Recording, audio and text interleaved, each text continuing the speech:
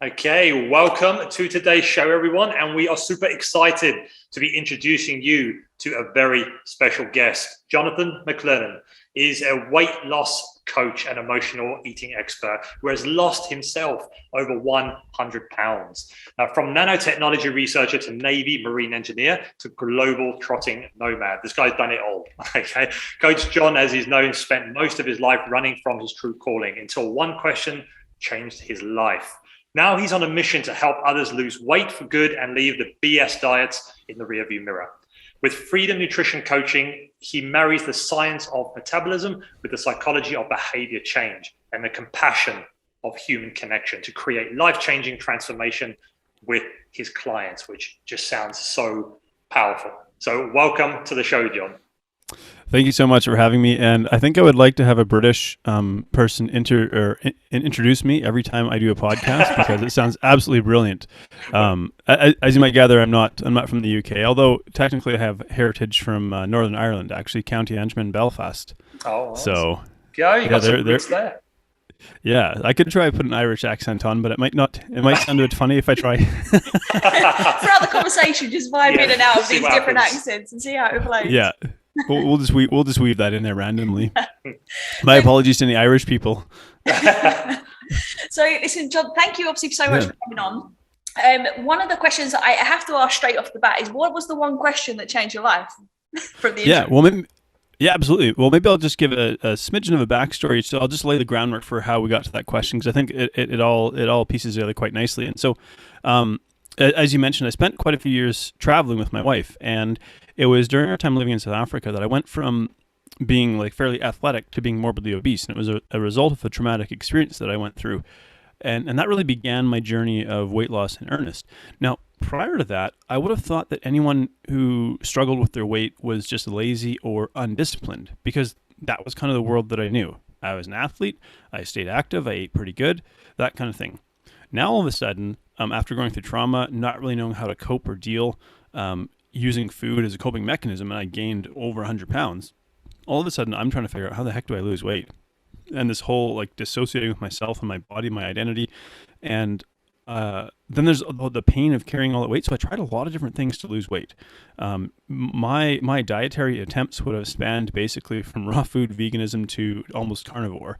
And so it's not that I tried every single diet, but probably every single variation of it. And after a lot of failed attempts, it was really when I finally connected with a coach who really shone a light on what the real problem was. And that was my relationship to myself, and by extension, my relationship to food. And it was really this, I would call it a seismic paradigm shift, because I had tried so many different things to lose weight, and I'd really become very angry and spiteful towards my body. It was as though I felt my body was betraying me, and I've been trying to punish it into submission. And so he worked with me to heal my relationship with myself, and by extension, food. And by doing that, that's when I was able to finally lose the weight for good. And so I can tell you, it was October 2017.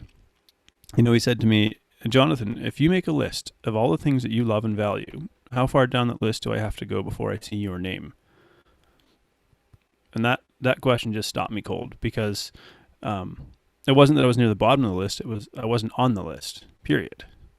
And all of a sudden, like everything that I thought about being male, being a man, being masculine, being strong, like it just, my entire worldview shifted all of a sudden. I was like, oh my gosh, like I'm not on the list.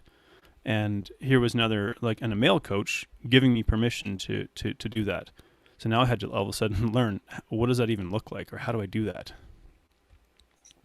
I love that. I think anyone listening has probably already got goosebumps having this conversation, just because it's already so powerful. And I would raise that question for anyone listening as well, is like, where would you place yourself on that list? And I'm really curious to know then, what did that journey look like for you as you were learning about loving yourself and taking care of yourself in such a way? Yeah. I actually Googled, how do you learn to self-love? Truthfully, because I didn't even know where to start. Because really, I think in sort of the masculine culture that we grew up in, I'm nearing 40. And so, I grew up I was a kid of the 80s and 90s, and, we had Rambo as our role model. And so it was either that or Homer Simpson. So you're either like a sort of fat, lazy doofus, or you're this like super muscular, hyper masculine, larger than life character. There was no real in between or balance. And, words like compassion and love, they just seemed like words that didn't really belong in the masculine lexicon, if I could put it that way. And so it actually started with something really simple, brushing my teeth every day. And why I point to that one is because that was just an investment in myself. It was a simple act that said, I care enough about myself to do this. And so I kind of like to use analogies because I think it helps to make things clear. And I think, if I'm not mistaken, you're in Thailand. Is that right? Yeah, that's right. Okay, so there's elephants over there. Now, over in this part of the world, if you'd lived here maybe in North America maybe 100 years ago, you would have maybe gone to a circus and you would have seen a circus elephant. And you might have seen that circus elephant with its leg tied to a fence post. And you would say, what is this, magnificent 5 or 10 ton beast doing with its leg tied to a fence post, and why doesn't it just like yank it out of the ground and walk away? Because when that elephant was young, they tied its leg to that fence post, and it tried to walk away and couldn't. It wasn't strong enough, and it would have tried and tried and tried until eventually it gave up and said, I'm not strong enough to do this. Now, in that time, the elephant was growing bigger and bigger and stronger over time, but still held that belief in its head that I'm not strong enough to pull us out of the ground. Well, for us, it's kind of like a deeply held belief or sense of identity that could have started right in early childhood. And we continue to act that one out on repeat, not realizing we've actually grown into quite a powerful being in a sense. And so the way that I visualize it is the first step, the first action you take that's contrary to the belief that you hold about yourself or your sense of identity is kind of like pulling that stake out of the ground. It'd be kind of like your leg being tied to a landscaping stake. It's like a 1x2. It has a little orange ribbon at the top, and anybody walking by seeing your leg tied to that stake would go, oh, just pull it out of the ground. They don't really realize like why it is that you feel like you're stuck there. And even that it's quite scary to step away from something you identified as for a very long time. Totally get that. And I think sometimes it's hard for us to realize just how much impact our identity does have on what we believe we can and we can't do, because often we're within the identity, right? We're not seeing it from the outside, right? It's easy for the onlooker walking past telling you to put it out the ground, but for you to see it for yourself, that's a whole new challenge. So how did you start to see for yourself what was possible for you, and how did you pull the stake out of the ground? Well, it was that act of brushing my teeth, and it sounds. I'm like, maybe that could be a title of a book I write or something. How brushing my teeth changed my life.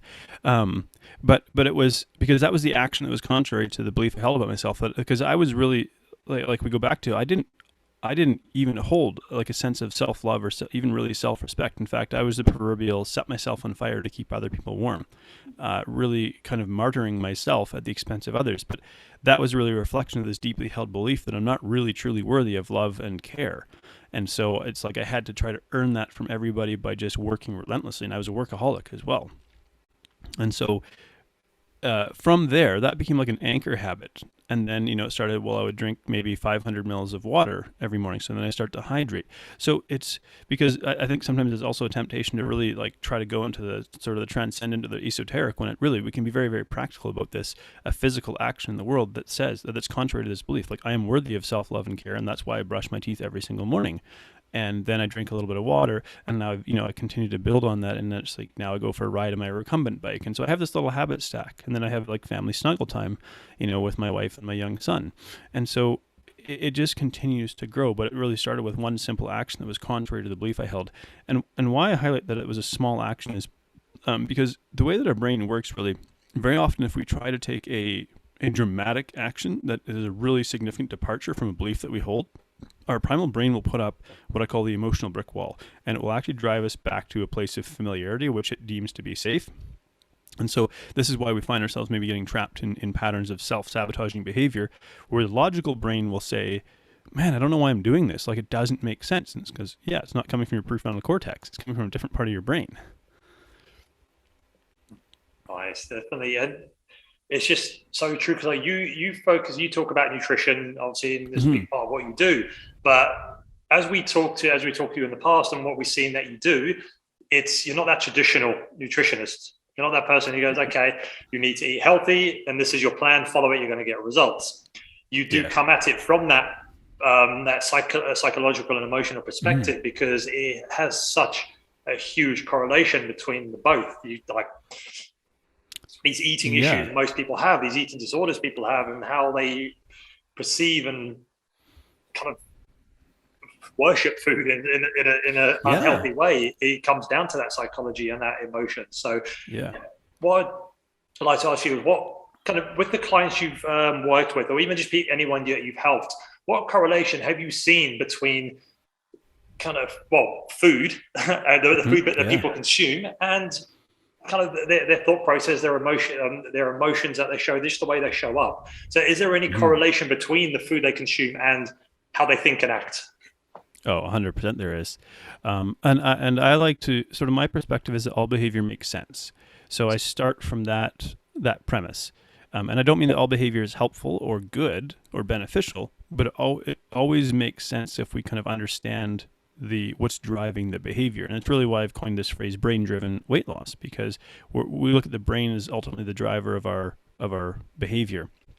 And so I also say I try not to, I meet people at the ground floor, I don't shout at them from the 10th floor. So I have this kind of analogy, as you gather, I really like pictures. And I think about, for example, in the coaching world, because every one of us has gone on our own sort of personal development journey. Maybe we're in the 10th floor of a building, and we have an entirely different perspective looking at people walking around sort of at the ground floor level or the sidewalk level. And it's very tempting for us to want to shout at people and be like, hey, it's so great up here. Like, the air is amazing. It's a lot less crowded. Like, it's a much bigger perspective and so on. And they're down there amidst all the noise of day-to-day life, and they're like, what? I can't hear you. So we actually have to walk down to the ground floor, speak at them in a way that it's at their level first. And it's not to say that we're any better or superior. I'm not trying to suggest that in any way, but it's just someone that's maybe further along in a developmental journey than another person. But we still have to be able to communicate at their level first to invite them into going on this journey and breaking from that sort of pattern of behavior they've been stuck in for many, many years. And so I don't think I actually answered your question, though. You were kind of saying, what is the sort of behavior connections that I see? And for most people, food, like, you'll never hear me say food is just fuel. I understand why people say that because it's actually an attempt to divorce themselves from the emotional connection they have to food. They're really trying to, but it's really actually like trying to shut it down and suppress it. When in fact, food represents many different things in our life: history, culture, family, social connection. There are many other wonderful aspects of food. Like, it's inherently enjoyable to eat, and we don't want to deny ourselves some of these pleasures in life. But what happens, like, in our brain is we learn behaviors quite quickly when there's a dopamine response. So let's just say that I'm stressed, and then I eat a bar of chocolate, and all of a sudden my brain goes, "Woo, that felt good," and my stress kind of disappeared. And the brain goes, "Ding, we just learned something." Now, the next time I'm stressed, I repeat that behavior, and now I'm starting to form a habit.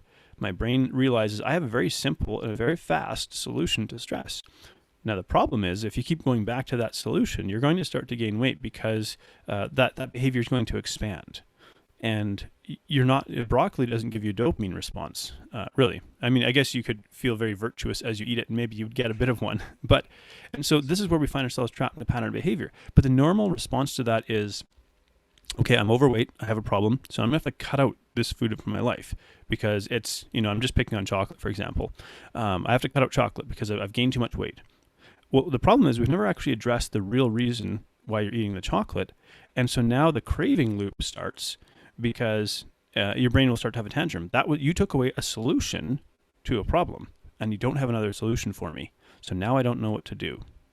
And then kind of the third piece of the puzzle is kind of this identity piece. So now we start to use a narrative to try to describe or explain our behavior. So we use stories to, so we might say, for example, I'm a chocoholic. So now what we're saying is we're trying to explain our behavior through this, I'm addicted to chocolate. And there's actually a little bit of a victim narrative tucked into that story as well. I'm in the grips of something that's more powerful than me, and I'm helpless to change it.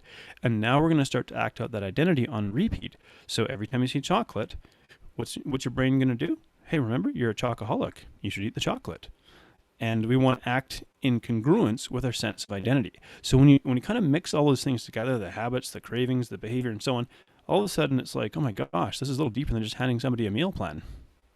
This is like music to my ears, listening to a nutrition coach, nutrition therapist speaking this way, right? Because it's so common. Because obviously, as everybody listening knows, and as you know there, Jonathan, we spent most of our time, or most of our career in the early days in the fitness space, right, which was all about exercise and nutrition, and it was a case of change the behavior, get a different result, right? So stop eating the chocolate, different result, right? And again, people can do these like diets and food shifts for like a week, even 30 days, even 3 months. And usually at that point, it's like the behavior change just usually isn't enough. Yes, there'll be some positive, result from that some way, shape or form, but then how sustainable is that? Because that's when we see obviously start yo-yoing and this kind of dynamic starts, and we fail to recognize what's driving the behavior in the first place. And I think it's so overlooked, which is why I'm so happy that you're speaking about this, because there's that emotional element to it, the state that's driving that behavior, and then there's obviously the precondition, right, that we all have, which is that sense of identity. It's like what we've created about ourselves over time. So my question to you here is, how do we start to shift? Because it's so easy for somebody to understand, okay, well, I change my behavior, I get different results, stop eating chocolate, maybe I'll lose weight. So how does somebody then start to shift the emotional attachment to that experience? And also, kind of second part of the question, how do they then start to shift that identity at the core level in a way that lasts? Well, I like to say that compassionate awareness is the first step to change. And I very deliberately add in the word compassionate.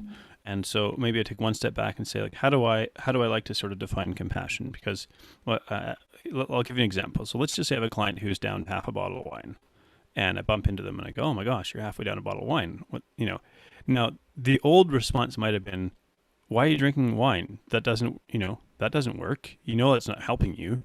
And really using shame and guilt to try to coerce a behavior out of them. So there's really negative energy connected with that. The other side of that equation, though, doesn't really help if it's like, oh, well, you're already halfway down. You might as well finish it now because you had a hard day. That's called enabling. And you're actually going to continue to. And so compassion really is kind of this middle ground where we seek to understand the human struggle. And so it's like, all right, you're halfway down a bottle of wine. Let's figure out why that bottle of wine's in your hand, and let's do it without judgment. And so I think that's really, really important. So because otherwise, if we bring, because a lot of our behaviors are really done subconsciously or even unconsciously, either midbrain or so we form these habits, and we need to bring those unhelpful behaviors into our conscious awareness. I like to think if we had that spray that they have on CSI, you spray it on the bottom of people's feet and then you shine the UV light and you can kind of see the patterns of their movement throughout the house. You would see a certain pattern of movement when they walk into, say, their kitchen or their pantry or things like that. You would see these patterns of behavior start to emerge. And there's people out there, let's say they've probably found themselves standing in front of the pantry with the door open, just literally staring. And then they sort of come into this conscious, like, oh my gosh, how did I get here? Or like, what am I doing here? Or staring at the fridge. How many people stand in front of the fridge with the door open, just like literally staring, waiting for something to jump out at them? So these things kind of exist in our unconscious patterns of behavior. Now, what might happen if we bring them to our conscious awareness here, so we're going to shine a light on a problematic behavior. The first impulse for many people is to start to judge themselves and go like, this is uncomfortable. I'm a flawed human being. I don't want people to see this. I'm going to bury this behavior. That's the natural response. And that actually really prevents us from being able to grow and change. And so this is why I say compassion is such a crucial element to being able to create change. So we want to, I like to say, almost like giving my clients permission to wrestle with their demons in the light. So I say, we're going to bring these struggles into the light, and we're actually going to talk about it from a curious perspective, and just a human interest perspective, rather than a judgmental perspective or a let's bury that. Because I think even as a young coach, when I was first starting out, a client would share something with me that wasn't really related to nutrition, and I'm like, oh, that's uncomfortable. Like maybe their pet had died, or a relative had been diagnosed with this, and I didn't know what to do. Because I'm like, oh my gosh, what do I do with this piece of information? This isn't in my scope of practice. And it's like, well, just be a human, And so I know I didn't quite address your question in one sense, but it's really, I like to start with that compassionate awareness piece and say, let's bring this into our awareness and let's get curious about it. Because once our mind is open and it's not on the defensive, then we're actually more likely to be able to create some change. And so the other thing is, I often refer back to sort of this primal mechanism or primal defense that we have in our brain. If it feels unsafe to be vulnerable because we feel insecure and in danger, even though it's not like we're actually facing a tiger or something like that, but it feels dangerous to be vulnerable, we're going to retreat back into our old patterns of behavior, the safety of familiarity. But if we can create a space where it's actually safe to be vulnerable, safe to struggle, then we can create change. Yeah, absolutely. I mean, I think I agree. I think all change really comes from a space of learning, but a space of awareness, right? It has to. Like, I love that you add the compassionate awareness, because you're right. Like, otherwise we're just closed off to ourselves, right? And that's like the worst place to be if you want to create change. So that being said, though, so that's definitely clearly the first step in opening to change itself and being able to actually observe and look free of judgment. How do you help your clients, or even how have you helped yourself previously with managing emotions when it comes to trying to change behavior in and around food? Yeah, I think the first thing again is to realize that emotions, and including negative emotions, are a part of life. So we come to this place of acceptance, because I think we've really been conditioned, I think particularly in the last 10 or 15 years of sort of the digital media age, where we see a lot of people's highlight reels in a way we've never seen before. It sort of conditions us to have this certain perspective on life, as though when life isn't perfect, when we're not happy, that something is wrong and this must be corrected. And I think that's a really short-sighted way to view life. Life presents a colorful spectrum of emotions to us, and if we don't have sadness, we don't really truly understand or appreciate happiness. If we never experience grief and loss, we don't really understand how to cherish things that we do currently have. And so we need the balance of both to really fully experience life. And so the first thing is really to open up this idea that when you have a negative emotion, it's not necessarily an immediate problem that must be erased, because most people, the impulsive response is, this is uncomfortable, this feels painful, I want it to go away right now. And food is like the fastest way to do that. And so sometimes it's just a little bit like, we could call it like urge surfing as an example. So let's just say somebody has an uncomfortable craving, and I say, can you put like 3 minutes between yourself and the action? So just 3 minutes, spend a little bit of time sitting with that uncomfortable emotion, see if you can figure out, where do you feel it in your body? So instead of shooing it away, say, okay, do I feel it? Where do I feel it in my body? Where is it showing up? Could I put a shape to it? Does it have a color? Is it moving? And so on. So really get them kind of curious about this uncomfortable feeling that they're, and as we begin to get a little bit comfortable being uncomfortable, it starts to shift. And so because we really want to cultivate a sense of resilience, because life will be uncomfortable. Change by nature is uncomfortable. Growth is uncomfortable. And so we need to cultivate a little bit of resilience in the face of discomfort in order to truly grow and change. Absolutely. Oh, for sure, definitely. And obviously the one what you said obviously about that emotional connection there, and one thing that I found when working back in the day, obviously with in more of the fitness realm, especially dealing with nutrition, is people obviously that emotion that comes up with that connection to the food, but then where is that emotion coming through from a thought process as well? Is like, why is that emotion there? And then bringing that back to how they actually think and perceive the food they're eating. And this is where people start beating themselves up about, oh, I had a biscuit, I feel guilty, I feel ashamed. Why did I do that? That was bad. I literally ruined all my results. Yeah. And it's like, yeah, but like, and then obviously that thought process is eliciting those emotions, and that's creating that chemical response in the body. And then it's like, it is, yeah. And it's not, you're going the opposite way to the result you want, and then you blame the biscuit instead of blaming the emotion. Like, not blaming it, but you're not taking responsibility for the emotion, which is attached to the thought that you're having about your relationship and your belief around food. I've had so many times, even now, I still hear it, which is in this day and age, is about, oh, I don't eat carbohydrates because they're going to make me put on fat, or I don't eat this food, it's bad for me. And I heard this stuff 20 years ago when I first started as a personal trainer. And I'm still hearing it 20 days later, 20 years later. And it's like, it's quite a scary thing to know that's still going on out there with everything that we know now. And what we know, but that does come down again to looking at social media, looking at what's out there and looking at the messages that people are putting out.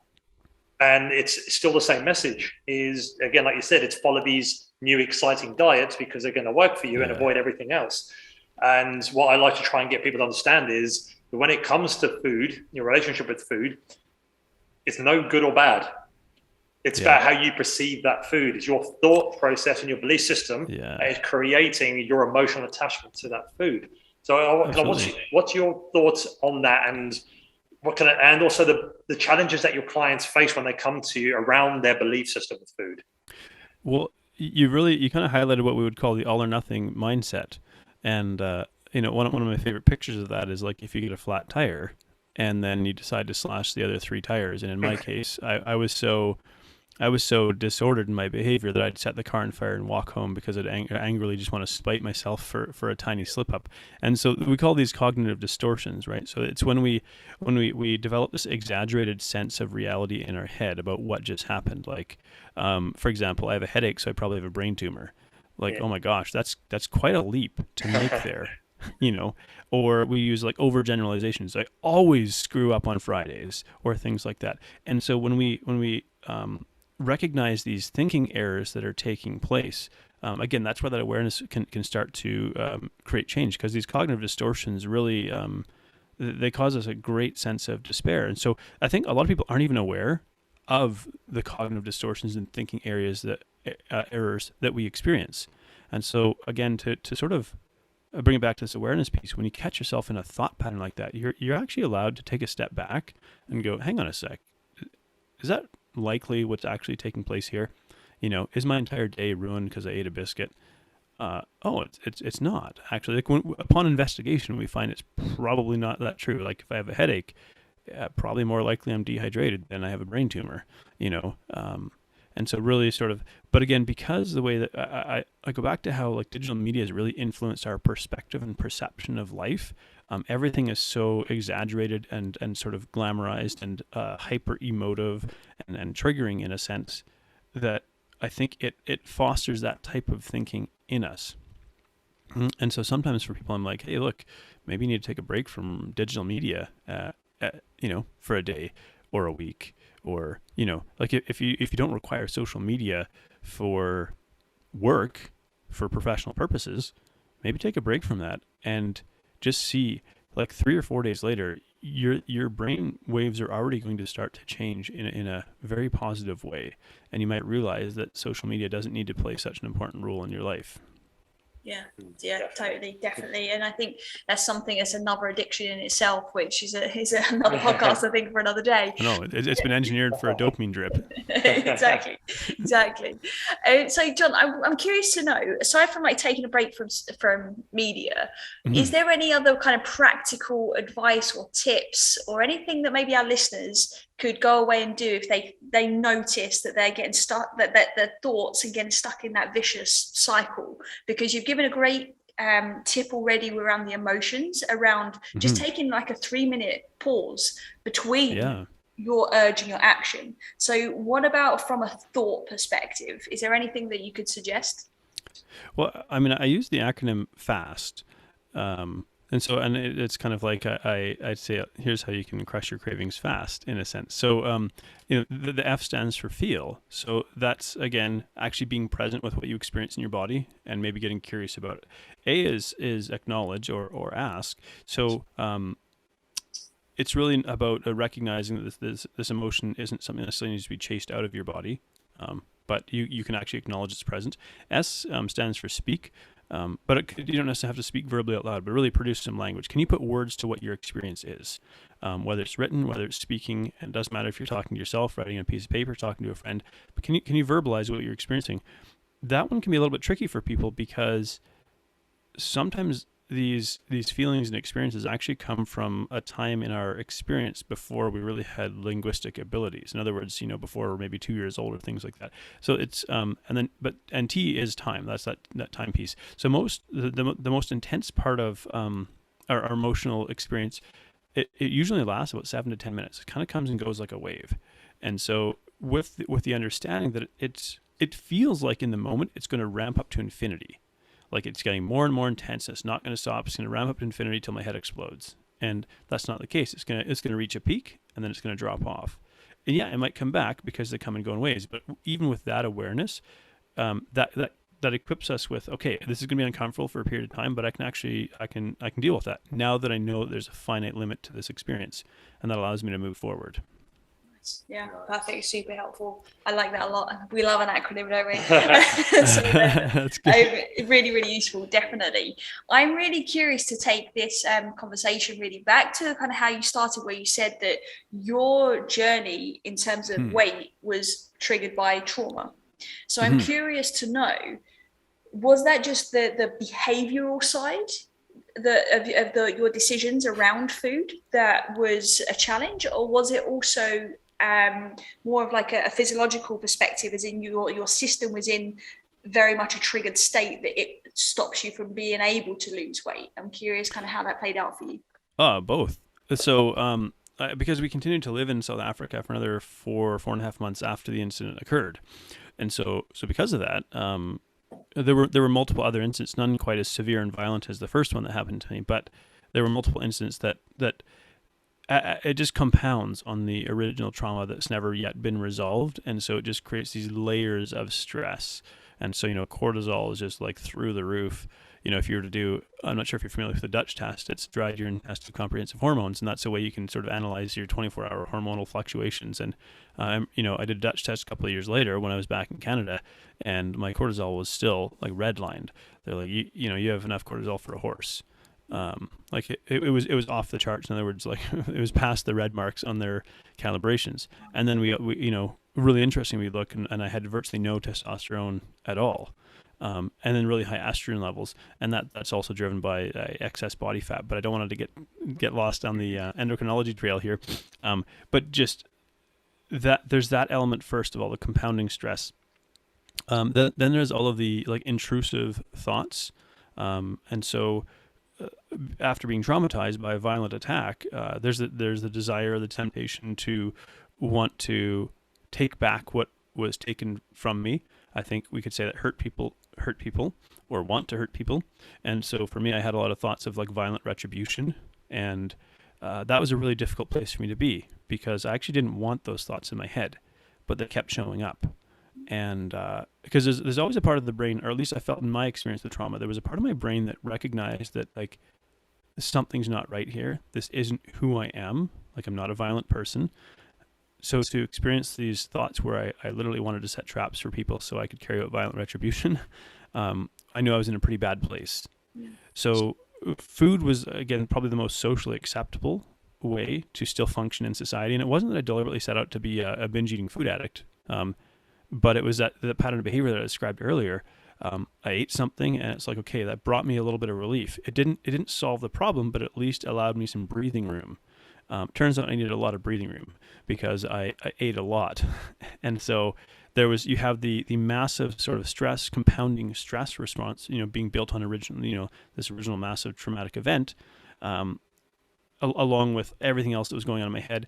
And then kind of it was like for a period of time, I was almost like disconnected from my body. Like I was in complete denial that this was happening to me, that I was gaining weight rapidly. In my head, I was still picturing myself as like this strong and capable athlete. And it wasn't until we actually got back to Australia, where my wife is from, that I was kind of able to take stock and go like, because now at least, even though I was still traumatized, I was out of the immediate danger. Because living in South Africa, after you get, you can only get robbed and broken into and, attacked so many times before it just, it feels like there's no relief, there's no relenting and no letting up. I also wasn't sleeping in that 4.5 months, like really, we would, so you add that into it as well. There's really no rest and recovery taking place. Like I was just in a very, very atrocious state of health, for lack of a better word. So when I kind of took stock, it was just like, I was stunned. How the heck did I get here? Because for the last 4 months, I was basically reliving my trauma daily, and I was kind of like almost somewhat like it's amazing how I was able to function in my day to day. I was able to carry out my executive functions in terms of the instruction that we were doing with our students and things like that. but it was all like this facade, because inside I was just filled with all of this internal turmoil from rage and distress and things like that. So when I got back to Australia, it was my opportunity to sort of start to breathe around this and take stock and go like, holy crap, like what happened to me? How did I get here? But for me, it was actually really distressing to kind of take stock of the reality of my situation, because I'm like, I've never been here before in my life and I have no idea how I'm going to find my way back. And so that thus began this really difficult journey that probably spanned, it was from the time the incident happened to the time that coach asked me that question was 6 years. So there was quite a lengthy journey trying to resolve a lot of this. Absolutely. And the coach that you was working with, was that what kind of like road to recovery did you take? What kind of coach did you have? How long did it take you to reach out for help? Obviously you had this testing. So what did that like? Paint us a picture. Well, I would say I actually tried to hire a number of different coaches. And it was actually a really frustrating experience, by and large. And because I don't want to put all the responsibility on the shoulders of the coaches, because I didn't know what I needed. I just knew that I was distressed, and I thought that I just needed to hire somebody to help me lose weight. But they didn't know how to deal with my patterns of behavior. They didn't know how to deal with someone who'd been traumatized. And so it was like, why aren't you sticking to your macros, or why aren't you following the food plan, or you know what to do? And I kept wanting to scream like, yeah, I'm not stupid. You're treating me like I'm an idiot. And it's like, I also knew that I knew what to do, but I didn't really understand that was coming from the prefrontal cortex, but my behaviors are really coming from like the old reptile brain there, really. And so, and so much more powerful. That's the thing. And I think many people out there, you would find yourself saying things like, I know what to do, but I can't seem to do it. Like these overwhelming urges would just wash over my body, and I felt powerless to even change it. And so I was like probably ready to give up on even trying to hire coaches, and I just was sort of resigned to the fact that this is just going to be my struggle for the rest of my life. I didn't really see a way out.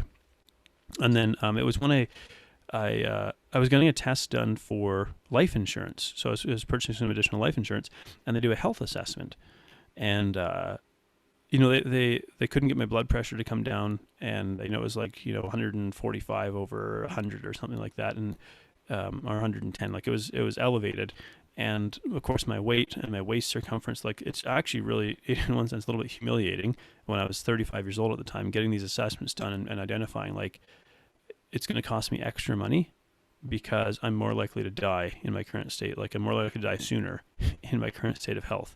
So that was in itself was really shocking for me to sort of have to face up to that reality that I'm in my current state of health. If I continue this path I'm on, I'm going to have a much shorter life if I don't change something. And so I kind of, as sort of a last ditch thing, hired this coach, and he's a natural bodybuilder, and I thought maybe I'd be able to, if I looked like him. I saw this idea in my head that if I could look like him, I'd be happy instead of being unhappy being in this really fat body. And he treated me with compassion, and it was not what I was used to. So I was used to coaches trying to shame me, guilt me, coerce me in a sense, tell me, and like.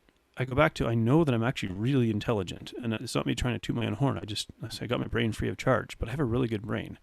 And, but I couldn't seem to help myself. And that was the most sort of, and that really sort of fostered this sense of like hatred toward myself. Like, why am I such a loser? Why am I so stupid? Why can I help so many people? Because I was actually successfully coaching other people. That's the irony in this, is that, but for me, I think coaching was also a way of fixing other people's problems because I felt helpless to fix my own.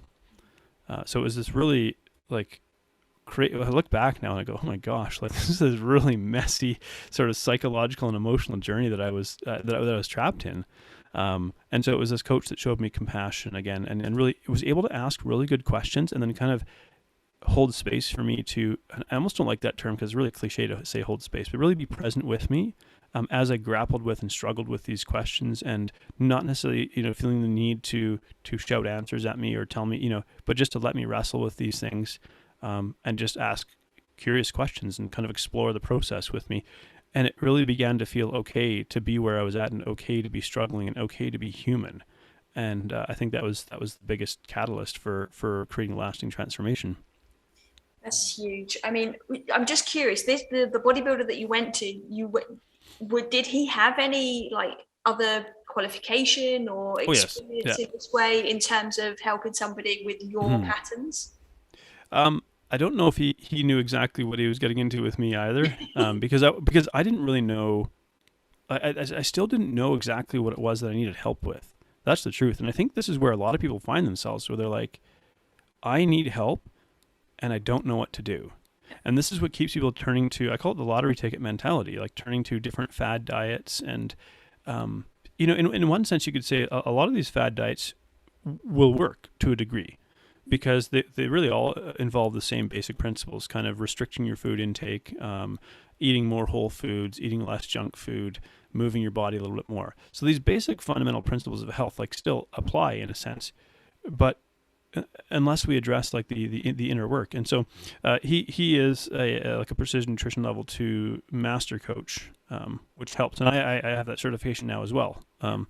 Because of like his work, I was like, whatever it is that you're doing, this Jedi mind stuff, I want to learn this too. And so I think that was a really big part of it. Why I decided to go after that qualification as well, because they really explore the psychology of behavior change and the concept of deep health, which is really fun, like looking at the human being as a whole. And so I think that was again really this eye-opening catalyst for me in terms of, okay, I need to change how I approach myself. And as I was able to change my relationship to myself and how I worked with myself, I was actually able to really shift how I worked with clients and coaching them as well. I love that. I really, the reason I asked that was I was curious to know, is it just compassion that was the difference from all of them? But it was obviously compassion and also him having a greater understanding of human behavior and essentially wellness rather than just nutrition. And I almost think, and this is just opinion, obviously, that precision nutrition have almost done themselves an injustice by almost pigeonholing themselves as just nutritionists, because I think there's so much more to it than that. But that's just opinion. No, I agree. Because I'm connected with some of the. I've even coached some of the precision nutrition employees. Because I obviously working with them, being in their program, and I got to know some of them, and so I've worked with some of their coaches as well, and I agree that they're doing a really, really good thing, but in a sense they've been a little bit pigeonholed because there's now this very large organization that it's like trying to turn a cruise ship around or an aircraft carrier around. Like it's you just you can't really do that. But for me, I like that in one sense because I'm like a much more agile little company, and I have the ability to create these shifts, and I can't really talk about it publicly yet. Like there is a collaboration that I'm forming with some coaches, sort of around this, and really building on the foundation that PN set. And so we're just starting to try and figure out what this actually looks like. But we recognize we need to amplify these voices that are speaking about this in an entirely different way, because there's still people out there now, their experience is going to be a really frustrating one because I think a lot of people become coaches or trainers, maybe because they're already like fairly fit. And we kind of look at them and we treat it like success leaves clues, but really what we're looking at is survivorship bias. A lot of people will maybe look the way they do, even in spite of what they do, not necessarily because of what they do. And then other people will try to follow whatever it is that they do, and it doesn't work. And that was the case for me. Hiring these coaches who had, good physiques and looked good on Instagram, didn't translate into actually being able to work with someone in a real world way. Absolutely. I'll say if literally every single health and fitness course out there came with that element of mental and emotional intelligence and understanding how we actually function as one, I don't think we'll stop seeing this this circle of chaos and destruction every year, where people have the good intention to want to improve their health or improve their weight or whatever it is, but then obviously find out the fact that the information that they're being told is not complete, and they're going around, like you said, from coach to coach, from guru to guru, from whoever it is, getting the same information or something different, conflicting, and there's no connection there. I think it's also, if I could just chip in there, I think it's also an artifact of the Western medical model as well, where we've really glorified the specialist.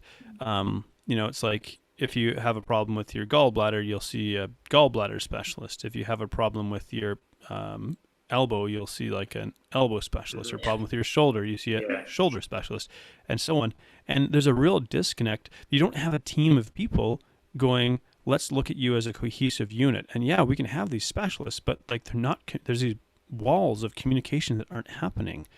And so what we need, and maybe I'm sort of alluding to something that I'm working on, is like these people that are almost like you have a team of people working on you, and you might go from one to another, but there's now communication between these various specialists, and they're now seeing you as a cohesive unit, as opposed to, to me, you're just a gallbladder.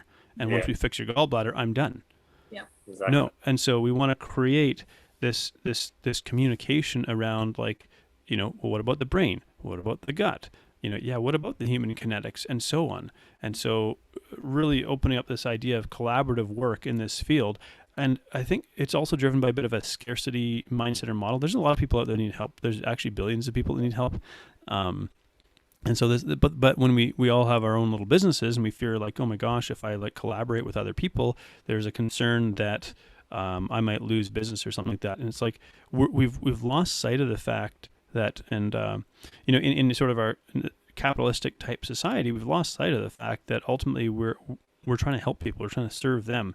But a lot of people go into even business, whether it's a coaching practice or a medical practice, serving their own sort of self-interest and trying to enrich themselves, rather than having sort of an altruistic motive. And it's not that I don't want to say that I'm a communist or I don't have sort of leanings in that way, but I just recognize the limitations of even sort of, if we look at a bigger perspective of sort of this self-serving capitalistic model, where it's like, I can't collaborate with somebody else because it might potentially take money out of my pocket. And we've lost sight of the fact that a business really only exists to help people, to solve problems, and to create a value exchange. And when it's a one-way value exchange, because we see a lot of this in the coaching industry, a lot of sort of even like predatory sharks, who essentially, people who need help are in this really emotionally vulnerable state. And I know how to run high-ticket sales, for example, as we call them in the industry. I know how to elicit a certain emotional response from people in a conversation that'll get them handing over their credit card to fork over a lot of money in my direction. Yeah. But there's a lot of people out there doing that. And then when somebody doesn't get results, it's almost like a cult-like thing where it's like, well, sorry, I guess you just didn't have enough faith, and put the blame on you instead of on the coach. There's a lot of dysfunction in this industry as a whole. And I don't know if we meant for the conversation to go in this direction, but I'm just kind of, I think this is born of my own frustration of like trying to hire people and trying to work with people and seeing this massive disconnect. And so maybe if people out there are listening and they can think, okay, I'm not crazy. Like there is this issue. We don't see collaboration. We don't see connection. We see disconnect, and we see people fighting with each other rather than trying to serve the people who need the most help. Yeah, exactly. That's one of the reasons why wellness theory is what it is because we do exactly that. We will work with people, and we will look at them as a whole unit, like you've said, and as a whole being. And then as a team, there's obviously us, but then we will refer on as needed and seek those partnerships that are relevant, so that the client gets the full solution. Otherwise, what are we doing? We're just adding to the problem, right? So we have to, and I think it's a responsibility as professionals to actually speak more about it and make sure that those collaborations do serve, and that people are aware that that's kind of how it works. Because I would love it if a potential client come to us and asked us questions about, well, who do you collaborate with? How do you make sure that I'm taken care of in your process? Take that ownership. Anyone listening that is thinking about reaching out for help, anybody you go to, ask questions, start to think about it from a different perspective, so that you can start to not buy into some of these other style of professionals, air quotes, that are out there that promise you the world in one way only. Well, this is your life. This is your health. This is your body. You get one kick at this. And we sort of fell in love with this idea that, like, let's say the medical industry was there to sort of catch us. They're a safety net, and we don't have to change our behavior. And, well, if my liver fails, I'll get a liver transplant, or I'll just take this medication. And it's like, that's a horribly failing model. And this is not like, look, I love living in Canada, and we do have one of the most advanced medical systems in the world. If I bust my arm or something like that, like, yeah, I'm going to our modern allopathic medical practitioners because they're pretty darn good at this stuff. You know, if I tear a muscle, I'm probably going to a surgeon to get that repaired. So I don't mean that as a critique, but rather we need to understand the massive limitations of this. There, you know, we have a triage model, so it's like if you're maybe hypoglycemic, for example, you're not full-blown diabetic, but you're trending in that direction. If you don't change your behavior, you will become, say, a type 2 diabetic. Well, the medical system really can't help you. They have to wait until you're full-blown diabetic, and then they'll start treating you. Yeah. And it's like, uh-oh. That's where we're at. And there's so many people in the pipeline that are that far down the line that somebody who is, you know, maybe hypoglycemic rather than being diabetic, they can't get the help they need from the medical system because you're not a priority. So we now have this backlog, this sort of tsunami of healthcare issues that are clogging up the triage because people in one sense aren't taking ownership of their health because perhaps they were actually sold this idea that, like, you know, pharmaceutical intervention will save you, or medical intervention will save you. You don't have to change your behavior and so on. I mean, here's a whole other podcast really about the environment that we live in that drive, you know, looking at food companies and food manufacturers and so on. That'll have to be another conversation. But I think what I really just want to highlight is we must take ownership of our own health because there really isn't anybody out there that can save us. There isn't an institution that's going to save us. The only way that you're going to experience, you know, at least have a shot at having good health is if you take ownership of it yourself. Yeah, that's like rule 101, isn't it? It's principle 101 of anything is you got to own it, otherwise nothing's going to change. Yeah, you can't rely on something else to keep you healthy. You've got to take proactive measures to keep yourself healthy and living a long life, but a long life of quality. Just being responsible. Yeah, exactly. And that's it. It's like I've seen it a lot where people, as they grow older, they live to 90, 100, but their quality of life is shockingly bad. Like they can't do anything. And that's because they haven't looked after themselves. They haven't taken that responsibility when they're younger. And back in like from years ago, it's not their fault. It's just, that's all they knew at that time. But now we know, we have the knowledge, we have the capacity. Like they said, with the explosion of the internet, social media and everything, there's no excuse not to know anymore. And it's now it's that time to really start to take that responsibility back for ourselves and start to realize that we are the only ones who are going to be able to create the life and the health that we want. But we have to take that full ownership. And I think when people can realize that, they'll stop relying on, this has happened, I need to go and see someone, or this has happened, I need to take this, or this has happened. Okay, ask, like Charlotte said, ask the right questions. What do I need? What do I want? Yeah. And I think there's been a real pushback or resistance to patients or clients being empowered. And it comes from this sort of fearful, insecure space. Like, you know, I remember going to a doctor one time and I started describing some of my hormonal issues, and he said to me, "You actually know more about this than I do." And I really respect him for saying that. This is not trying to say I'm smarter than a doctor or I have a doctor's equivalent education or something like that. But he said, like, I'm a general practitioner. Like we study all of this stuff, but we don't go into the depths. He said, clearly this is something that affects you significantly, and you've taken the time to educate yourself on this because it affects you personally. And he was able to point me in the direction of somebody who could help me more adequately with it. But a lot of doctors aren't going to be like that. If you start asking questions, they're going to shut you down because it's this, you're questioning my professional knowledge. I'm like, this isn't an ego swinging contest here. This is like my health, and I'd like to be an advocate for it. So it's unfortunate that we find a lot of resistance still in sort of the medical industry. I greatly respect doctors. It's got to be like an incredibly challenging profession to basically hear everyone's problems all day long, and you get maybe 5 minutes with them. And you know, it's not they're a part of sort of a broken system in a sense. Most doctors went into medicine because they want to help people. I understand that. So again, I really it's not me talking down about doctors necessarily, but it's like we want to understand the limitations of it, and we do want to become our own best advocates. And if you're not hearing something that really supports you, then you're well within your rights to go and seek a second opinion and have another conversation about this. Yeah. Yeah, and look out for the red flags. Look out for the doctor that is just shutting you down and not actually trying to help you find a solution. And I think it's a surprise. I mean, I was surprised the first time I spoke to a doctor. Bearing in mind this was kind of early days. I was still in the very much the fitness space, and there's an understanding of nutrition. It's not nutritionist, but there's a solid understanding underpinning my qualification at the time. And I was talking to him, and he didn't know the first thing about nutrition. And I was like, hang on, are you not a doctor? Like, it's not quite how I said it, but I was like, you're not a doctor in my head. And he was like, just like you said, he was a general practitioner. He knows a bit about everything. He knows enough to almost signpost you on to the next thing.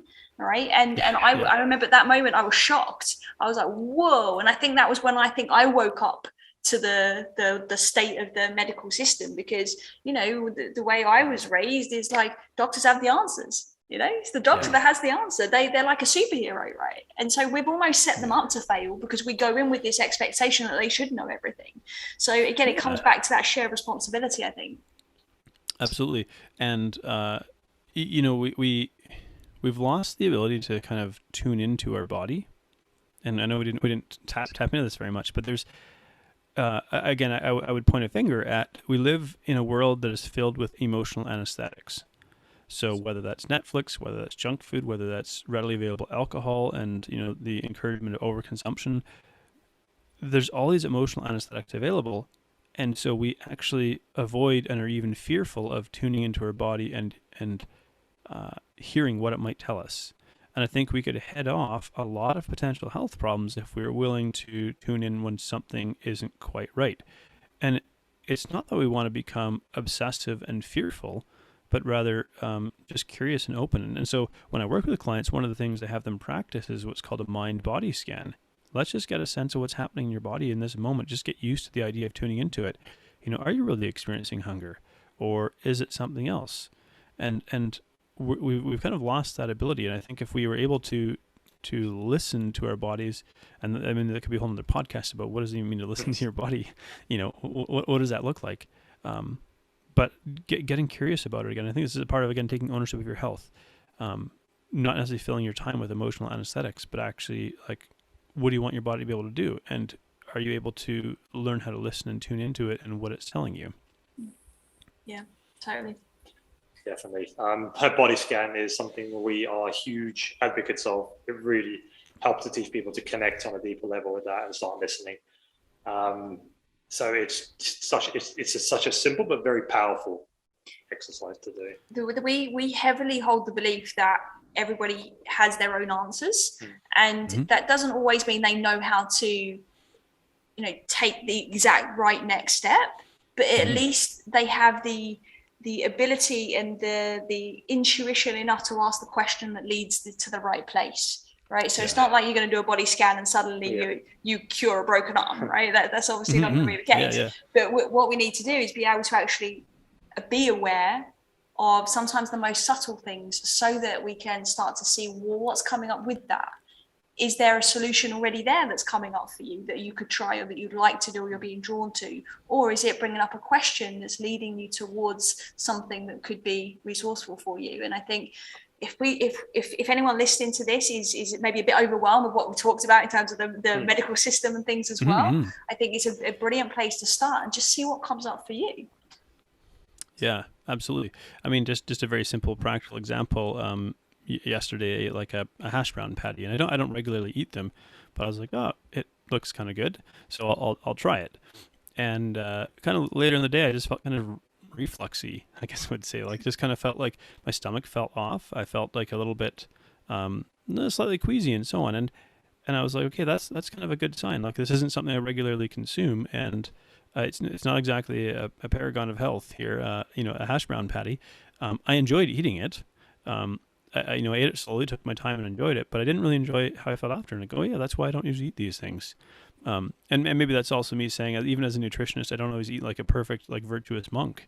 You know, so, but it's when we get tuned into this, we go, okay, this is why I don't necessarily eat these things regularly, because it doesn't actually sit that well with me. And when there can be actually some enjoyment, some really genuine enjoyment that comes from eating nourishing food, because it doesn't leave you feeling like that afterwards. You go, oh, Like I don't feel bloated. I don't feel sick. I don't feel like exhausted or sleepy after a meal.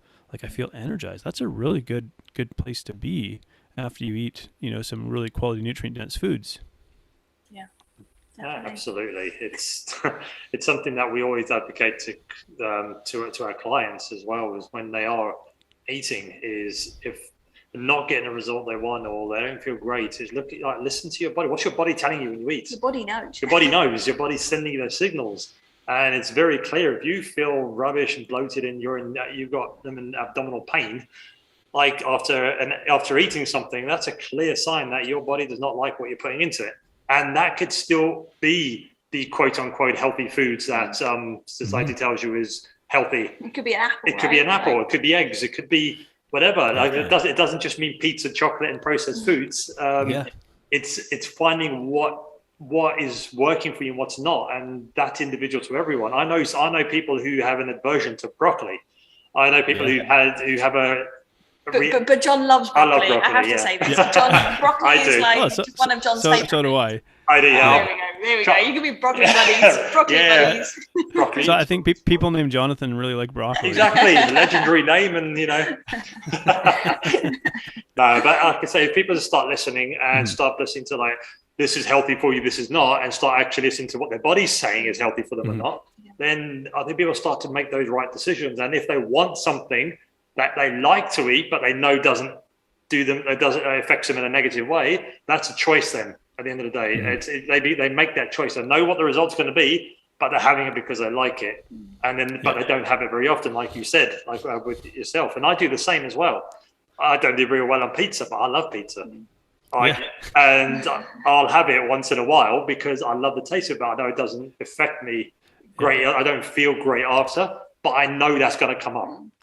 And I definitely make sure I won't eat that if I've got something creative or something productive I need to be doing like the next day. Absolutely. And I also will just take a bunch of enzymes. So if I'm going to, I don't really consume dairy either, which it is tragic because I quite like pizza as well. For me, it used to be like a trigger food. And I think it's a really wonderful comfort food for a lot of people. And that's why we probably have more pizza joints than any other restaurant. And like, it's probably the most common restaurant, at least in North America. But, I would take some enzymes with it, and I would eat it with the awareness that. But now I would eat maybe 2 slices of pizza instead of when I used to eat an entire pizza to myself, kind of thing. And it's funny that you mentioned sometimes healthy foods don't sit well with you. Like I don't do so well with legumes. So whether it's kidney beans, chickpeas, that kind of stuff. I have all these dried lentils and kidney beans and chickpeas, and I guess they're kind of in reserve if like food supplies get really scarce. Exactly, it's a last resort. In that case, I'll consume them. But yeah, I want to like them actually because they are really nutritious. But no, it looks like I swallowed a beach ball after I eat them. And so there's a lot of similarities between you two. It must be a Jonathan thing. Yeah. I would also like to just add as well around this is we can take the same approach to nutrition in the same we can with emotion, because I want to point something out you mentioned earlier in the episode where you said that actually that life is the full colourful experience and spectrum of emotion, right? We're supposed to feel all of it. That's what it is to be human, right? And I think it's also the same with nutrition. It's okay to be experiencing different food groups and different things, so long as you're aware of how prolonged you experience it for, because that's when it starts to become a problem. Like you said, having 2 pizza slices instead of a whole pizza, right, is the difference. It's very similar if you were to think about in emotions. Having a few bad days is okay, but if you entertain a cycle that keeps you there, again, it's going to end in suffering. And I just think there's so many parallels. I think if we can just start to look at the way that we're thinking about things, I think really a lot of suffering could really start to come to an end. What is that quote? Like struggle is inevitable, but suffering is optional. Nice, yeah, exactly.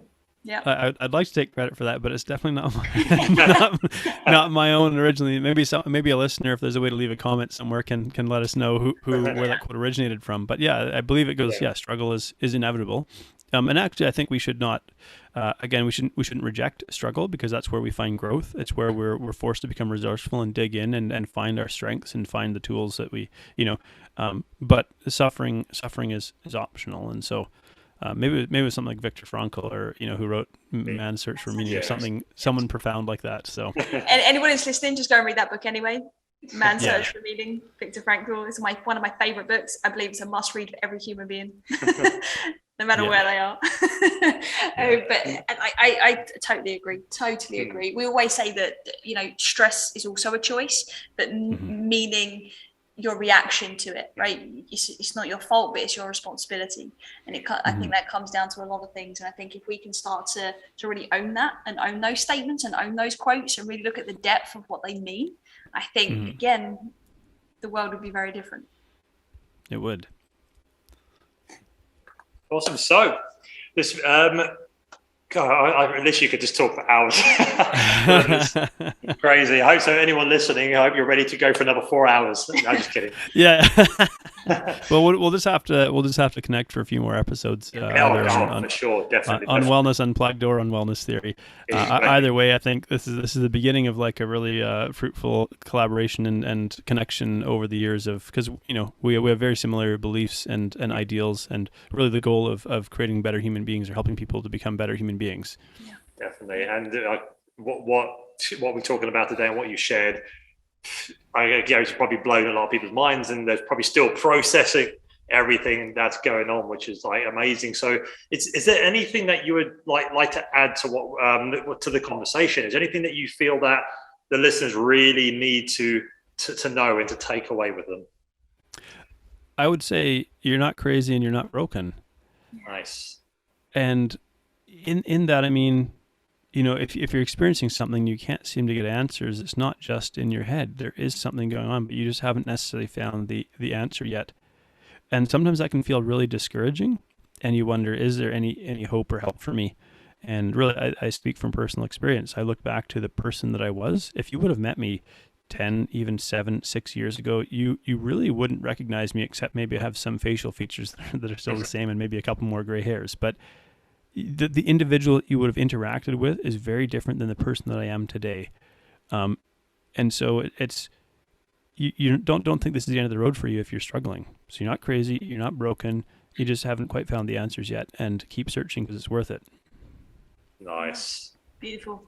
Great statement to finish on. Exactly. Sums it up nicely. So before we do wrap up, where can our listeners come and find you? freedomnutritioncoach.com. So that's my website there. And I will put a little caveat in there. I do need to kind of update some of the content on the website to really reflect how my own shift in coaching has occurred. But freedomnutritioncoach.com. I do have a short ebook if people want, called Crush Your Cravings, and I go into a little more detail of one of the things that I touched on here, and a couple of other steps you can take. So freedomnutritioncoach.com/book. So try to make that as simple as possible. So we'll put the links in the show notes as well. So it's yeah.